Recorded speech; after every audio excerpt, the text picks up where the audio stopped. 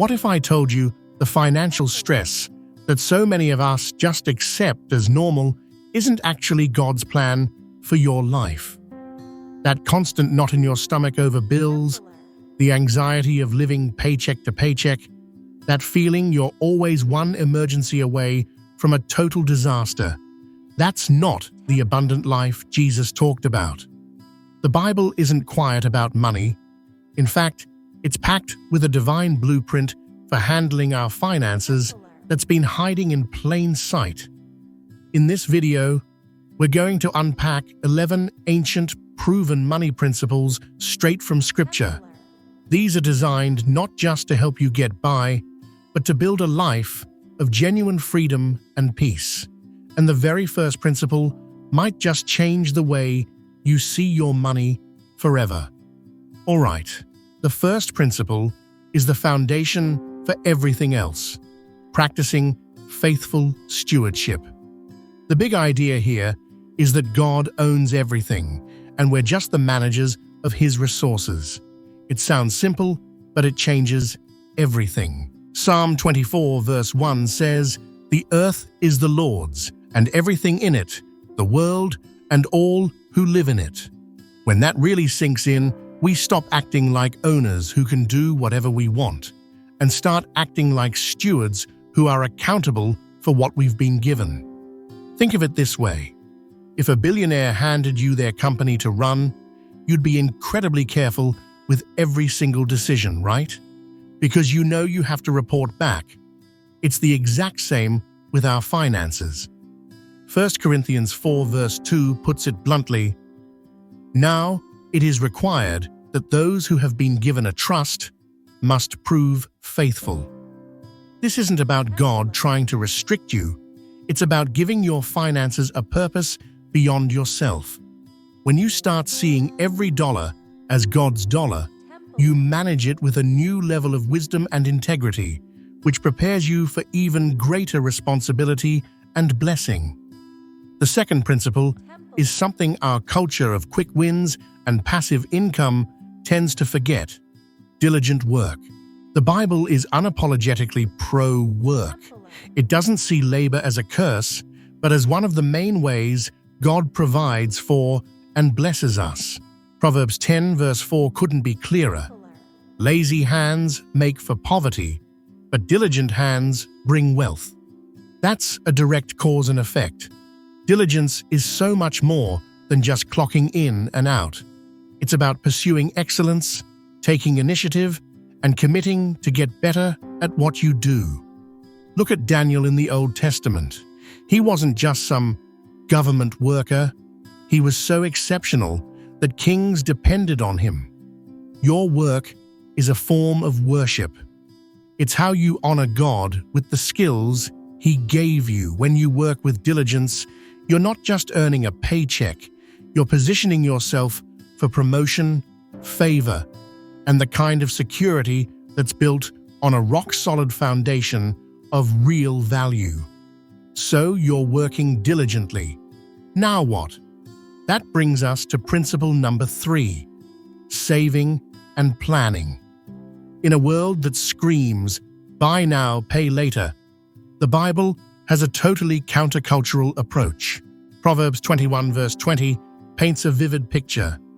"The wise store up choice food and olive oil, but fools gulp theirs down." The wise person prepares for what's ahead, while the foolish person consumes everything they get right now. The ultimate example of this is Joseph in Genesis 41. He told Pharaoh to save 20% of the harvest during 7 years of abundance to prepare for the 7 years of famine that were coming. This one move, this single act of strategic saving, didn't just save an entire nation. It rocketed Joseph into a position of incredible power. Having a plan, building an emergency fund, and saving for the future isn't a sign of weak faith. It's an act of profound wisdom that shows you're thoughtfully managing God's resources for the long haul. Principle number 4 is one of the most freeing, but also one of the hardest for many people to follow. avoid debt. The Bible's language about debt is shockingly strong. Proverbs 22, verse 7 says, "The rich rule over the poor, and the borrower is slave to the lender." It uses the word slave for a reason. Debt chains your future income to your past decisions, stealing your freedom and your ability to say yes to what God is calling you to do. Living debt-free is a powerful statement. It means you're committed to living within your means and trusting God to provide, instead of relying on credit cards and loans. Now, some might argue that certain debt, like a mortgage, is a necessary tool today. But consumer debt is a trap. When you get intense about paying off your debts and decide to stay out of them, you break the chains of financial slavery. You reclaim your income for the things that actually build true wealth: saving, investing, and giving. This might sound like a paradox, but the fifth principle of building wealth is learning to give it away. In God's economy, a closed fist can't receive anything, but an open hand is ready for a harvest. 2 Corinthians 9 verse 7 tells us to give as we've decided in our own hearts, not reluctantly or under compulsion, for God loves a cheerful giver. Generosity is an act of worship. It's a declaration of trust that shows money doesn't have a hold on you, you have a hold on it. Acts 20 verse 35 drives this home by saying, "It is more blessed to give than to receive." And this isn't just a spiritual platitude. The Bible actually connects generosity to our own prosperity. When you tithe, giving the first 10% of your income, and give offerings beyond that, you're activating a spiritual law of sowing and reaping.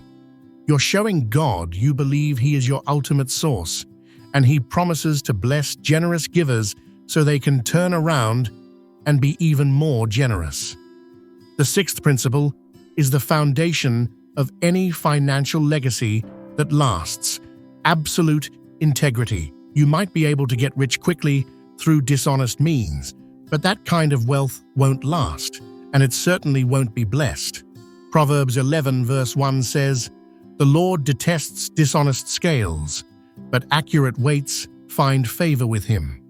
In today's terms, don't cheat on your taxes, don't make deceptive business deals, don't cut corners just to make a buck. Your reputation for being honest is a greater asset than any dollar amount. People want to hire, partner with, and do business with people they can trust. Over a lifetime, a commitment to integrity will open doors that are permanently shut to the dishonest. Think of it as a long-term investment in your character. Wealth built on lies is a house of cards, but wealth built on the rock of integrity will stand the test of time and earn you favor with both God and people. The seventh principle is a powerful antidote to the consumerism that drives so much of our financial anxiety: contentment. In a world of social media highlight reels, it's so easy to feel like you don't have enough. But Hebrews 13 verse 5 gives a direct command: keep your lives free from the love of money and be content with what you have. Now, contentment isn't complacency. It's about finding your peace and joy in God's provision for you right now, in this season. The Apostle Paul was a master of this, saying in Philippians, "I have learned to be content whatever the circumstances."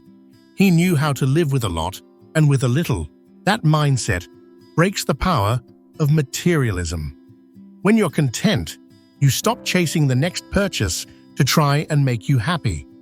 This frees up a huge amount of mental, emotional, and financial energy. You start making decisions based on wisdom and your actual goals, not on envy. Contentment is the peaceful soil where true wealth can finally grow. This leads us straight to our eighth principle. Remember that money is a tool, not a treasure. So many people, Even Christians get this backward. They chase wealth as the ultimate goal, only to find it hollow and empty. Jesus gave a stark warning in Matthew 6, verse 24. No one can serve two masters. You cannot serve both God and money. This is a choice we all have to make every day. Is your life about accumulating more for yourself, or is it about serving God?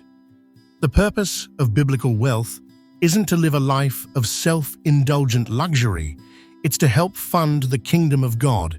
It's about having more than enough so you can be an incredible blessing to your family, your church, and your community. Wealth is a tool designed for impact. Luke 12, verse 15 reminds us, "Watch out, be on your guard against all kinds of greed. Life does not consist in an abundance of possessions." True life is found in your relationship with God. Your finances are just one area where you get to honor Him. Our ninth principle is all about where you get your advice. We live in a world saturated with financial gurus and get-rich-quick schemes, but the Bible calls us to a much higher source of wisdom. Proverbs 3, verse 5 to 6 is a life verse for everything, including our money. Trust in the Lord with all your heart, and lean not on your own understanding. In all your ways submit to Him, and He will make your paths straight. What does this look like practically? It means you actually pray before making a big financial move. It means you seek out godly counsel from wise, experienced believers who have a good track record with their own finances. The world's financial wisdom shifts with the stock market, but God's wisdom is timeless. When you seek His guidance first, you protect yourself from foolish mistakes and align your choices with His will, which always leads to the best possible outcome. The 10th principle makes sure our hearts stay aligned with God's heart as we build wealth. God has a special concern for the poor and vulnerable, and He expects His people to be His hands and feet in caring for them. Proverbs 19:17 reveals an absolutely stunning promise. Whoever is kind to the poor lends to the Lord, and He will reward them for what they have done. Just let that sink in. When you give to someone in need, you are making a direct loan to God Himself, and He personally guarantees a return on that investment. This principle keeps wealth from making us isolated, and instead makes it a tool for community and compassion. It reminds us that our abundance isn't just for our own comfort, but to bring comfort and relief to others. A financial portfolio that includes generosity to the poor is one that pays eternal dividends. And finally, we arrive at the 11th principle, which holds all the others together: ultimate trust in God. After you've worked diligently, saved wisely, given generously, and acted with integrity, you have to rest in the assurance that God will provide. Philippians 4, verse 19 promises, "My God shall supply all your need according to His riches in glory by Christ Jesus." This isn't a lazy, passive trust. It's an active trust that comes after you've been obedient. It's the peace that comes from knowing you've done your part by following His principles, and now you can trust Him to do His part. This is the ultimate cure for financial anxiety. Matthew 6, verse 33 gives us the perfect financial plan. Seek first His kingdom and His righteousness, and all these things will be given to you as well. When your main goal is honoring God, He takes on the responsibility for your provision.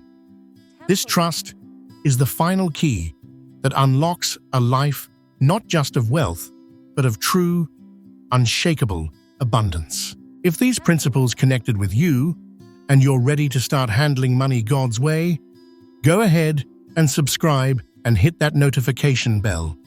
We put out videos every week with practical, biblical wisdom to help you flourish in every part of your life.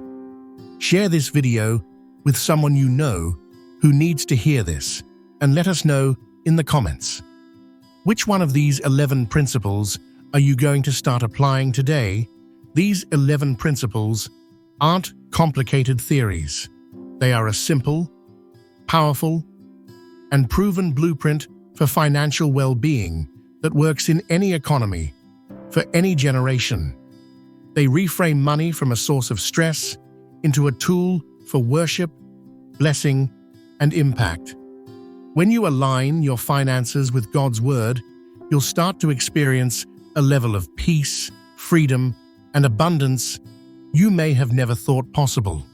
Remember, God wants you to prosper, not through the world's anxious methods, but through His divine and peaceful principles. This book is your beginner's guide to understanding Scripture. Find peace, build relationships, and discover purpose in today's world. Ready to decode the Bible? Find Bible Decoded available on Amazon now. If this content blesses you and you'd like to support our mission, you can buy me a coffee or give a super thanks. Every contribution helps us create more content to inspire and uplift others. Make sure to subscribe so you don't miss out on my future videos. Templar.